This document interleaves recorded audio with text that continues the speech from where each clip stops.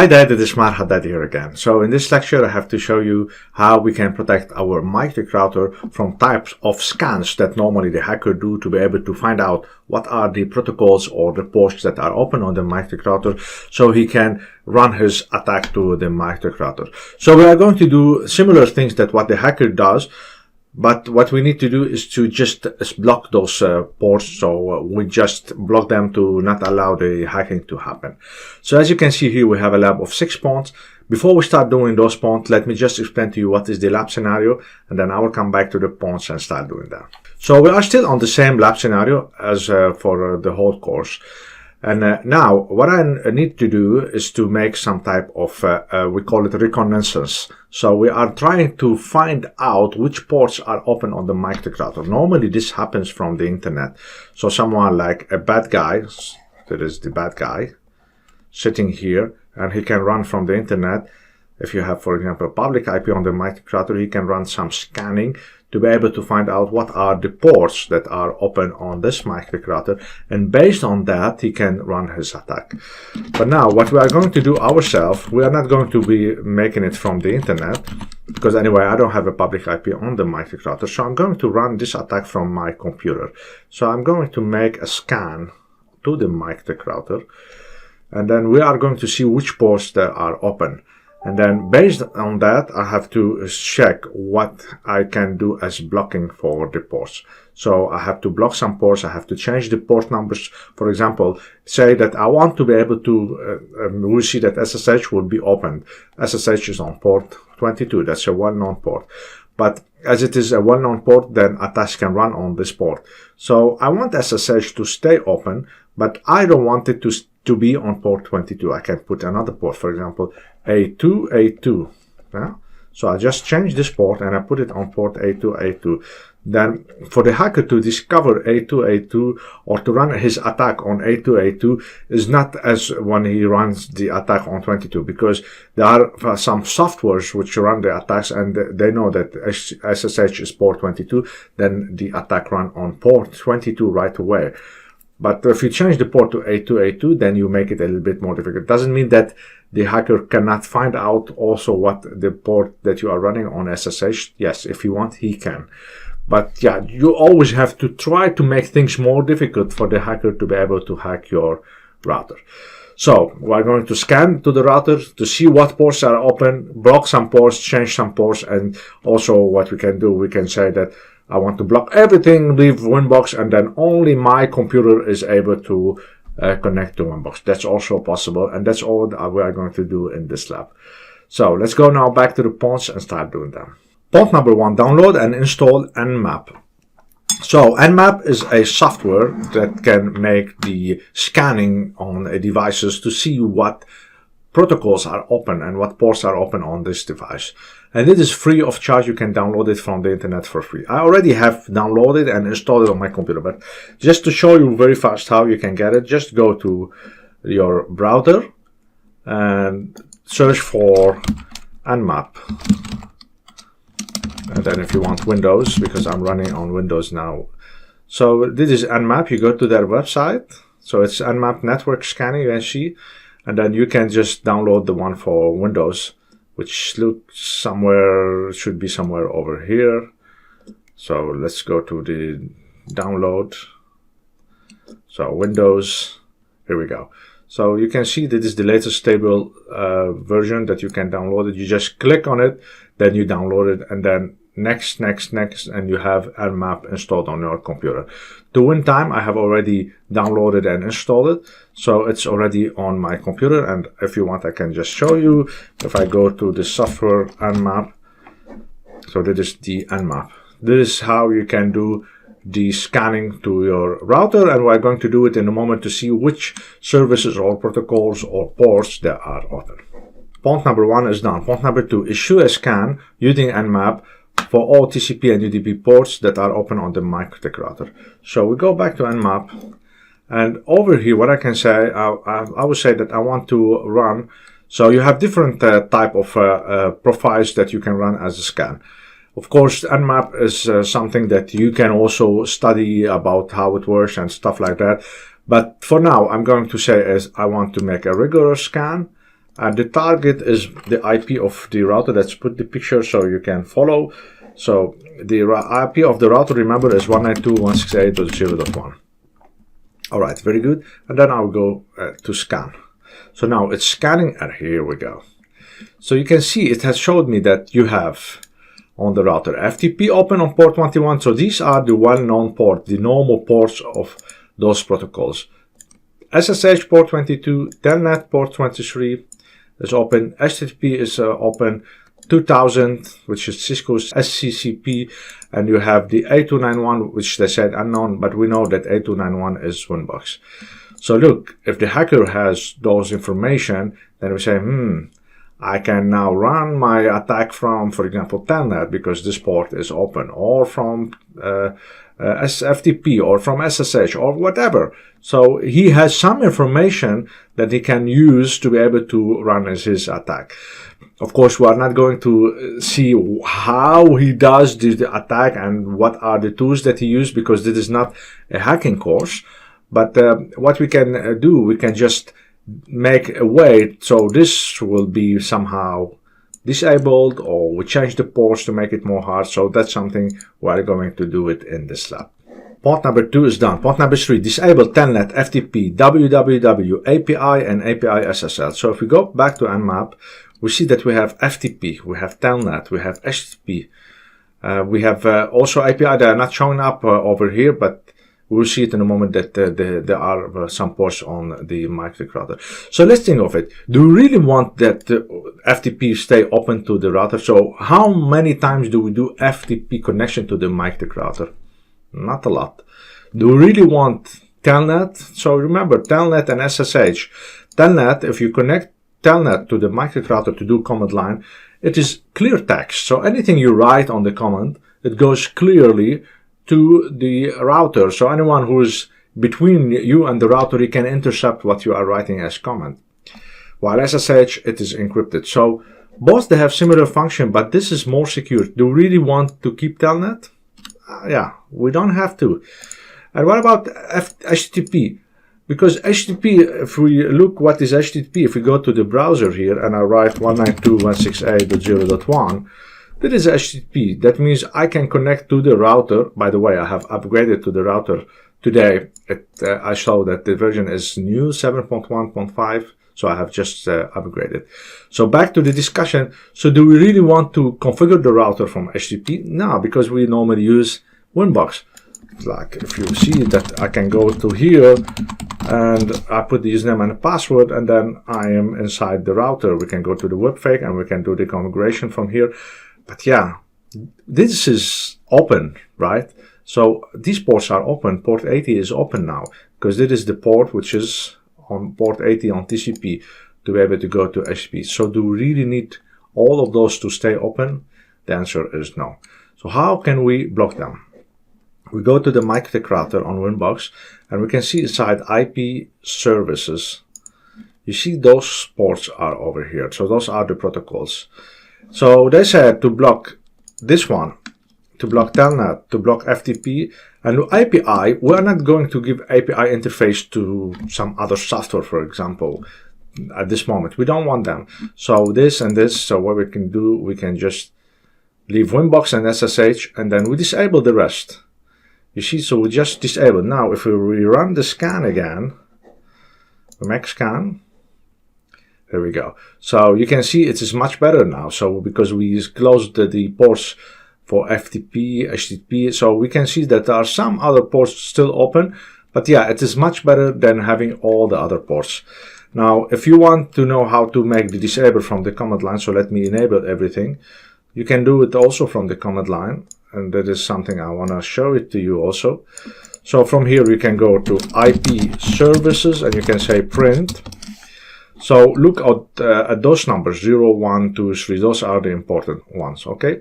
Now we can say IP services set, and now we can say numbers. I want disabled number 0, which is for Telnet, number 1 for FTP, should be comma here, 1 for FTP, and 2 for www, And what else? We have API and API SSL, so that's 5 and 7. 5 and 7, and then I have to say here, disable equal yes. So I'm saying that all those numbers, I want to disable them. Look over here, what's going to happen when I click on enter. Enter. Here we go. When I click on enter, you see that those have been stopped. So this is how you can do it from the command line. Point number 3 is done. Point number 4, change the port of SSH to 9442 and allow only your PC to connect to it. So say, because we made the scan and we have seen that the port 22, which is for SSH, is still open. And that's something we have seen it over here. This is still open. But I don't want that to keep the port 22 to the default one, like for SSH. I want SSH, I want to keep it, but I don't want to keep it on the default port. So I want to change the port to something else. They said make it to the port 9442. Because as I said, there are a lot of softwares running hacking, then they run the hack on the default port for the SSH, which is 22. So we make it like more difficult. We go inside SSH and we say 9442, and then I will say here, okay. So now if I go back to the scanning to see what's gonna show it for me, look, the SSH doesn't show anymore. Very good, because we have changed the port, and at the same time we are still able to gain access to SSH. And if you want, I can just show you.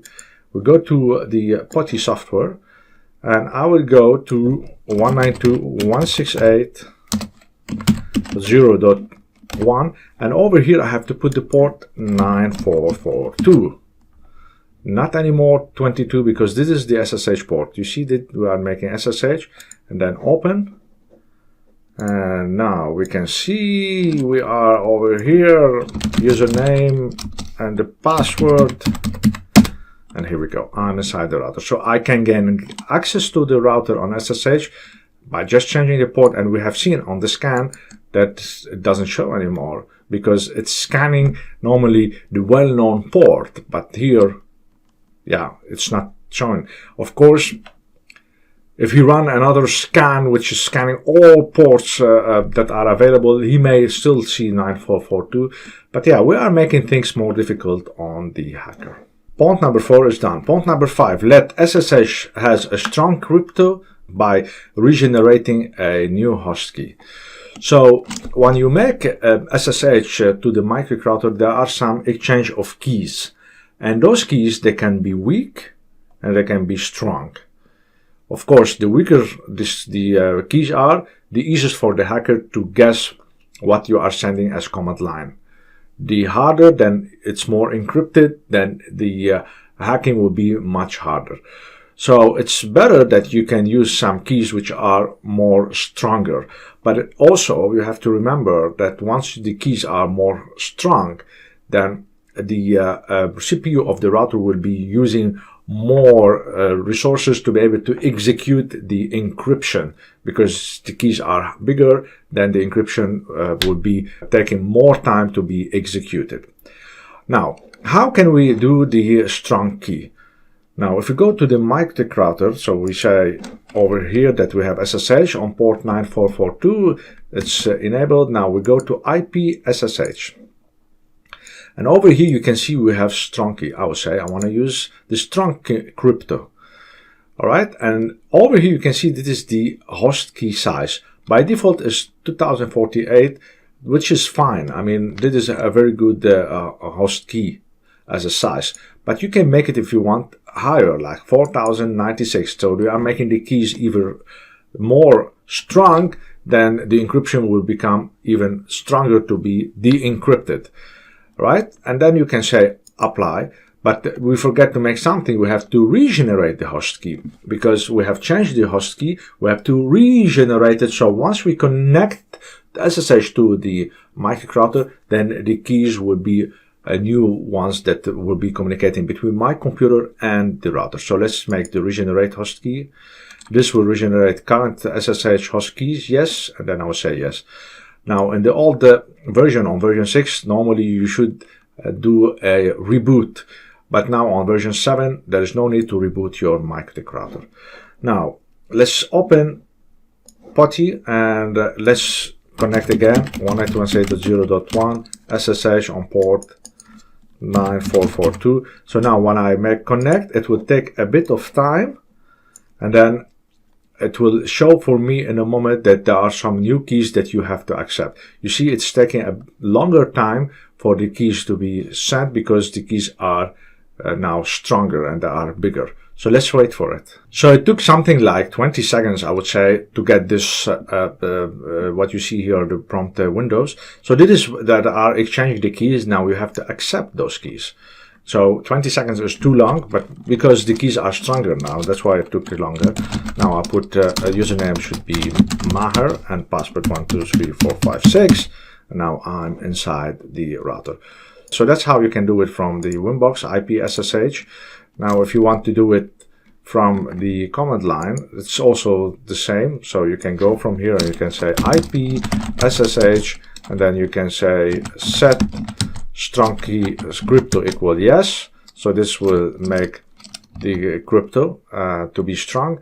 And then we have also to make the key bigger. So we can say here set, and then we can say host key size, and then you can say what is the size. So we said 4096, and then we have to regenerate the keys. So we have to say IP SSH, and then we can say regenerate host key.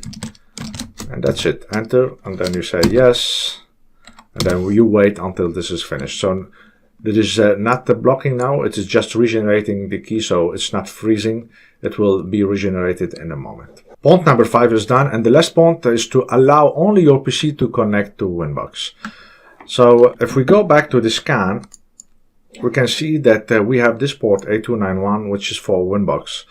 Of course, you can change the port if you want to another port number, right? So you don't have to keep it on 8291. But say that I want to keep it 8291, but I just want to allow only my computer to be able to do Winbox. So any other IP will not be allowed, only the IP which is on my computer. So let's check what is my computer IP address. I think it's 0.254. We have seen it before. Let's check. Indeed, 192.168.0.254. Very good. We go to the MikroTik router, and from here, so this is the command line. It has made the regeneration of the key, so you can see this has been done successfully. So now we go to the command line, or we can do it actually from let's do it from Winbox, then from the command line.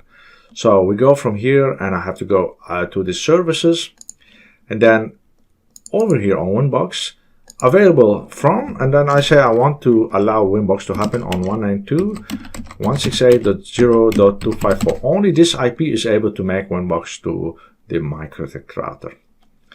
And then I will say here, okay.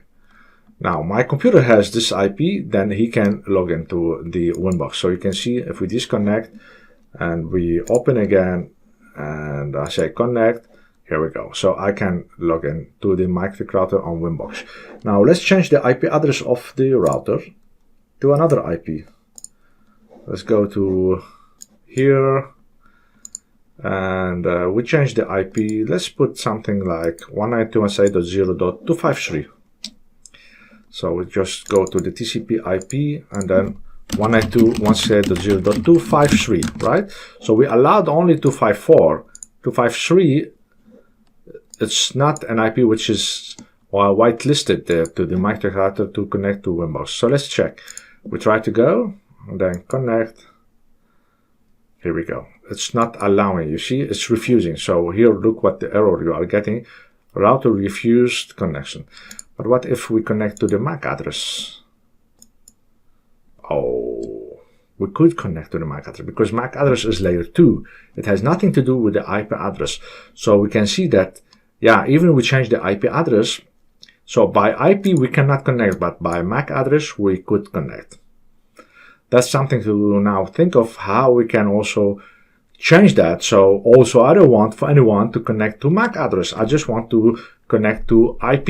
So that's something we can do it in the upcoming section. Point number 6 is done, and with this point I have showed you about how the scan can happen to the MikroTik router, how you can discover the ports that are open, and then I have showed you how you can disable them. I have showed you how you can make the SSH to have a stronger key, and also I have showed you how you can allow only one particular IP or range of IPs, so you can, let's say, subnet, to be able to connect to Winbox to the MikroTik router. And at the end I have seen that we could connect from the MAC address, even though that the IP that we are having on our computer is not whitelisted, but we could still connect to the MAC address. So that's something we have to think of how we can solve it in the upcoming section. So that is all what I wanted to show you in this section. I hope it was informative for you, this lecture, and I will see you in the upcoming lecture.